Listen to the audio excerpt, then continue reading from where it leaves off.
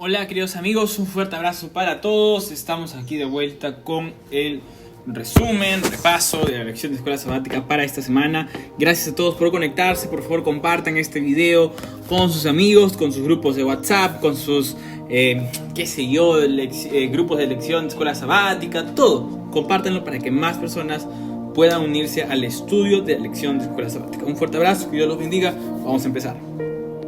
La lección de esta semana intenta presentar al Señor Jesús como alguien que al mismo tiempo es Dios, pero que de la misma manera también es en cierto aspecto semejante a nosotros. Él se presenta como nuestro hermano fiel, como aquel que nos va a acompañar. El versículo para memorizar en Hebreos capítulo 2, versículo 14 es precisamente lo que nos menciona. Así que, por cuanto los hijos participaron de carne y sangre, Él también participó de lo mismo, para destruir por medio de la muerte al que tenía el imperio de la muerte, esto es, al diablo. La lección muestra de que Hebreos presenta a un Jesús que no se presenta solamente como Dios. Esto tiene sin número de implicaciones que son fantásticas. El hecho de que Jesús no se presente solo como Dios y se presente también como nuestro hermano abre un abanico de posibilidades que no lo hace ningún otro Dios, que en ninguna otra mitología es posible, y que hace del Señor Jesús un personaje del todo especial, más allá de ser el Hijo de Dios, más allá de ser nuestro Salvador. Esto engrandece aún más el carácter, la naturaleza del Señor Jesús, y es precisamente de lo que vamos a hablar durante este video. Así que atento aquí. Hay toda una discusión con relación a la naturaleza de Cristo. Muchos dicen que Él no era igual a nosotros porque Él era Dios, ¿no? Y no tenía la tendencia al pecado como la tenemos nosotros. Entonces lo que dice Hebreos como que no es tan cierto porque, Él era diferente, ¿no? Sin embargo, la Biblia intenta mostrar que el Señor Jesús era semejante a nosotros, o por lo menos es lo que dice este texto. El texto dice que por cuanto los hijos participaron de la carne y sangre, Él también participó de lo mismo. No hace alusión a la naturaleza de pecado que tenemos nosotros como seres humanos, mas sí hace alusión a experimentar todo lo que un ser humano experimenta. Jesús experimentó tentaciones, Jesús experimentó hambre, Jesús experimentó dolor, Jesús experimentó la traición, Jesús experimentó sufrimiento. Jesús pudo tener estas experiencias, y es precisamente una de las cosas que lo hace más, ¿cómo podemos decir?, más empático con nosotros. Corta las brechas que existen cuando hablamos de un Dios y de un hombre, ¿no? Generalmente esta idea de Dios y hombre, heredada por nuestro bagaje presuposicional griego, ¿no?, de la idea de que Dios está ahí arriba y no se mezclan con los seres humanos, cambia completamente con relación a Jesús. ¿Por qué razón? Porque ya Hebreos presenta y dice: nosotros somos carne y sangre, participamos de carne y sangre. Es decir, esa expresión hace alusión, la expresión carne y sangre hace alusión al aspecto humano, cosas de este mundo, carne, ¿no?, dolor, sufrimiento. Si alguien le golpea, nos va a doler. Con Jesús no era diferente. No es que Él era Dios y tenía un poder especial y cuando lo golpeaban Él no sentía tanto igual como nos sentimos nosotros. Esta expresión carne y sangre precisamente intenta darnos esa idea de que Jesús no era solamente un Dios que no se mezclaba con nosotros, o porque ser Dios y hombre al mismo tiempo tenían una cierta ventaja. De hecho, esto no era así. La Biblia dice: Él también participó de lo mismo. Es decir, Él también experimentó lo mismo que nosotros, exactamente igual. El Señor Jesús pasaba lo mismo. Es decir, esta idea de que los dioses son una cosa y los humanos son otras está bien según toda la cultura pop que tenemos, la cultura griega que existe desde siempre. Sin embargo, con el Señor Jesús y en el mensaje bíblico, el Señor Jesús experimenta todo y tal cual, igual que nosotros. Porque esto es importante, esto corta la brecha. Ya no es que Dios o Jesús está en un lado alto, inalcanzable, y nosotros aquí abajo como seres humanos perdidos. No es así. El Señor Jesús experimentó todo lo que nosotros también experimentamos. Por eso su sacrificio es perfecto. Por eso esa ofrenda, el Señor Jesús como Cordero que quita el pecado del mundo, es perfecto. Porque Él experimenta todo. Aquí viene una gran lección, queridos amigos. No hay cosa que tú hayas pasado por la cual el Señor Jesús no pasó también, no experimentó. Yo no sé si estoy hablando para alguien que fue traicionado, de repente para un esposo que fue dejado por su esposa, una esposa que es maltratada por el esposo, unos hijos que no reciben el amor del padre o de la madre como quisieran, unos niños que fueron abandonados.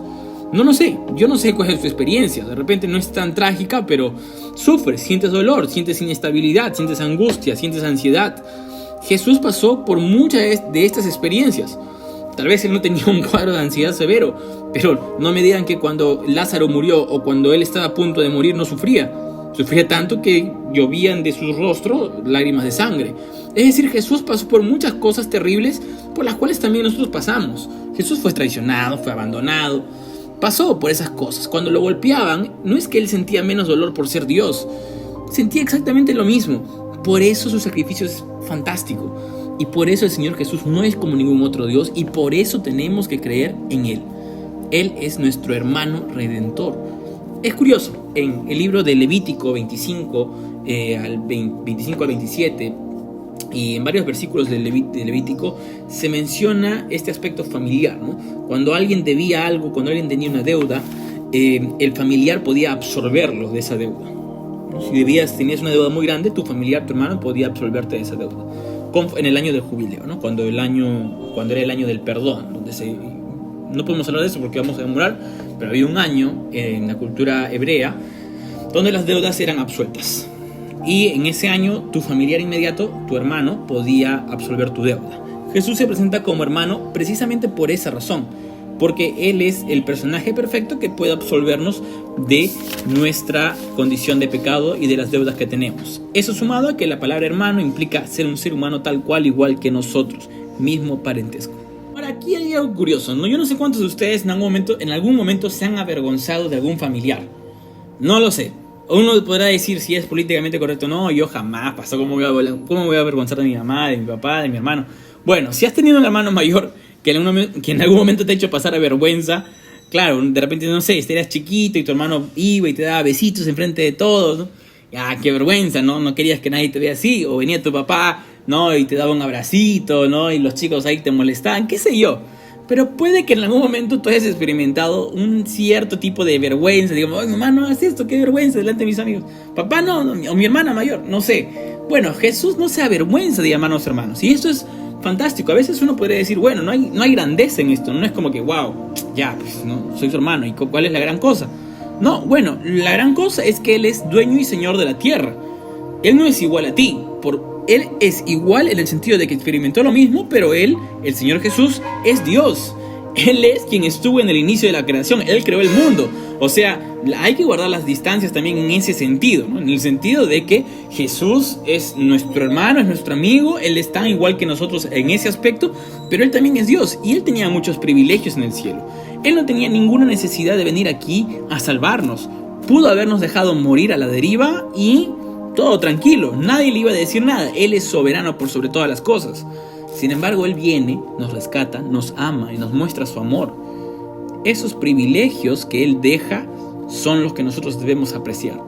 Él no tendría por qué venir a rescatarte a mí, a ti ni a mí. Él no tendría esa obligación, pero Él nos reconoce como sus hermanos y no se avergüenza. Hebreos 11, 24 al 26 es precisamente lo que menciona. Acá hay una pregunta clave, ¿no? Cuando Jesús decide dejar todo su reino, su trono, ¿no? Y hacerse hombre y venir aquí, ¿no? Jesús paga nuestra deuda como un hermano. Jesús nos muestra de qué manera nosotros debemos vivir para que seamos hechos imagen y semejanza de Él. Él nos muestra la ruta, el camino. ¿Qué nos enseña esto sobre el amor de Dios por nosotros?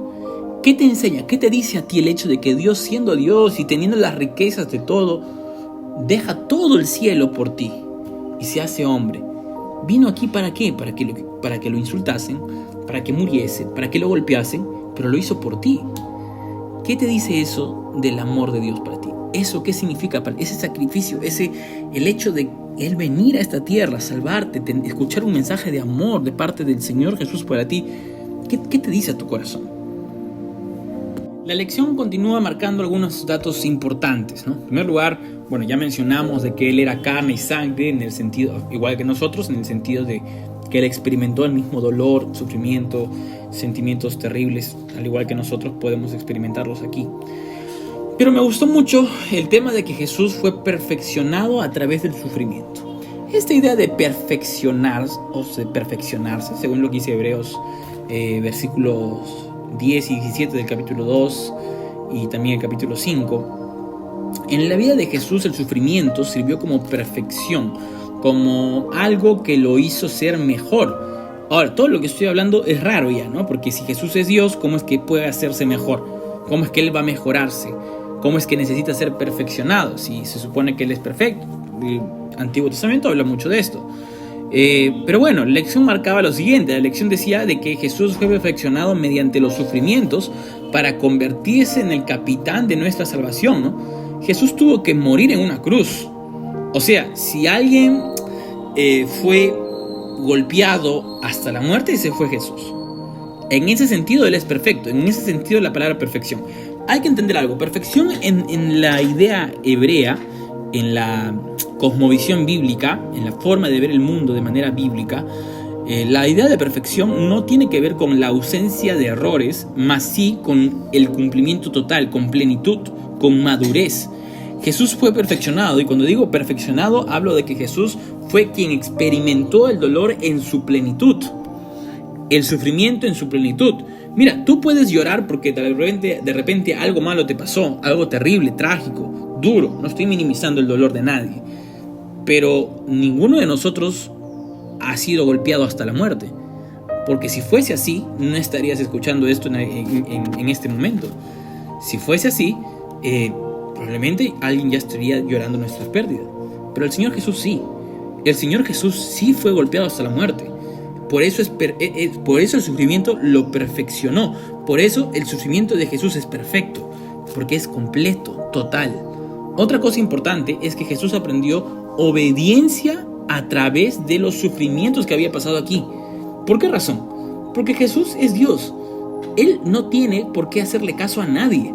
Él es soberano. Él nunca supo qué es lo que significa o lo que se siente obedecer. Es por eso que cuando está Él en el monte allí orando, ¿no? Y derramando sangre antes de su muerte, Él le pide a su Padre: Padre, pasa de mí esta copa, ¿no? Realmente no quiero experimentar esto. Y si es posible no morir, no quiero morir, ¿no? Porque el sentimiento humano es así. Jesús estaba experimentando esas cosas que eran nuevas para Él. Y Él decía: ¿pero cómo? Tengo miedo, no sé los sentimientos que Jesús experimentaba en ese momento. Pero la Biblia nos deja el registro de que a pesar de eso, a pesar de que sabía que iba a morir, a pesar de que sabía todo lo que venía, Él obedeció. Es decir, Él fue obediente, y a través del sufrimiento Él pudo perfeccionar la obediencia, ¿no? Jesús aprendió la obediencia porque nunca había experimentado esto antes. Como Dios, ¿a quién tendría Él que obedecer?, decía la lección. Y en tercer lugar, los sufrimientos revelaron que Jesús era un sumo sacerdote misericordioso y fiel. Cuando Jesús muere por nosotros, nos muestra de que realmente Él va a interceder. Y si Él va a interceder, Él realmente es nuestro perfecto Salvador. Realmente la lección de esta semana nos muestra también a Jesús como un personaje modelo, ¿no? Él corrió la batalla de la fe.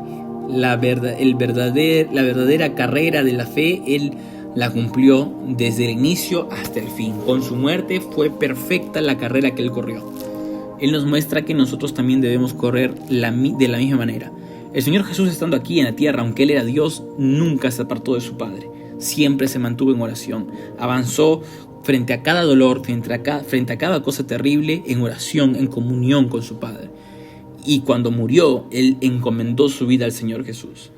Yo no sé si aquí alguien de repente está ya en los últimos días de su vida. De repente estás pasando por momentos realmente complicados, estás en una cama, postrado, en alguna situación difícil. Yo te animo a poder terminar tu vida, terminar la historia de tu vida como Jesús la hizo, encomendando tu vida al Señor Jesús.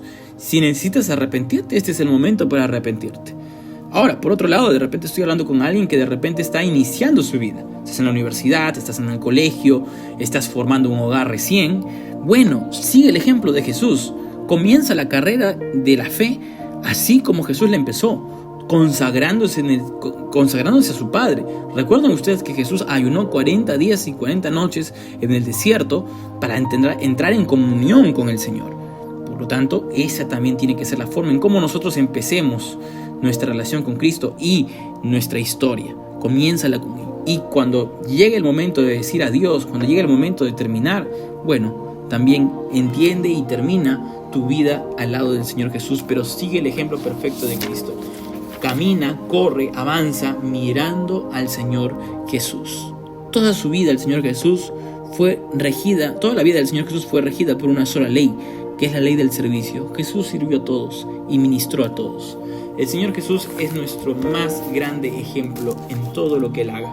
Sigamos el ejemplo de Jesús y recordemos que siempre hay misericordia cada vez que nos acercamos al Señor Jesús. Que Dios te bendiga. Nos vemos en la siguiente semana. Un fuerte abrazo.